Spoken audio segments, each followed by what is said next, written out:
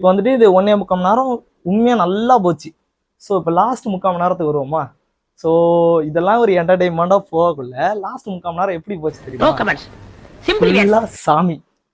நாங்கெல்லாம் போயிட்டு டான்ஸ் ஆடிக்கிட்டு இருக்கோம். ஒரு பாட்டு வந்துச்சு.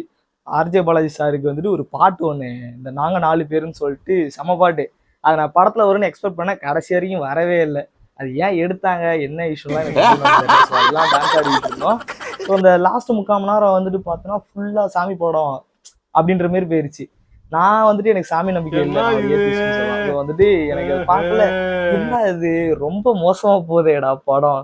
ஃபர்ஸ்ட் 3/4 மணி நேரத்துக்கும் லாஸ்ட் அரை மணி நேரம் 3/4 மணி நேரத்துக்கும் சம்மந்தமே இல்லாமல் போகுது அப்படின்ற மாதிரி ஃபீல் ஆச்சு எனக்கு. உண்மையா அது மட்டும் தான் எனக்கு ஒரு மாதிரி இருந்துச்சு.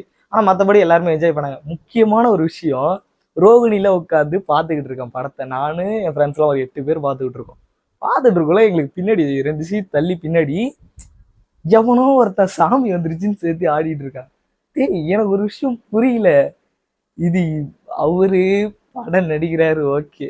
இது அந்த அளவுக்கு பெரிய சாமி படமும் இல்லையடா. நீ ஏன்டா இப்படி ஒரு எதுக்கு பண்றோன்னே தெரியாம பண்ணிட்டு இருக்கானா கேட்டா சாமி வந்துருச்சுன்றாங்க. இதெல்லாம் பார்த்தா முட்டாள்தனமா தான் இருக்கும். ஆனா நான் சொன்னா ஏத்துக்க மாட்டேன். எனக்கு அது மட்டும் தான் குறையா தெரிஞ்சு. மற்றபடி படம் உண்மையா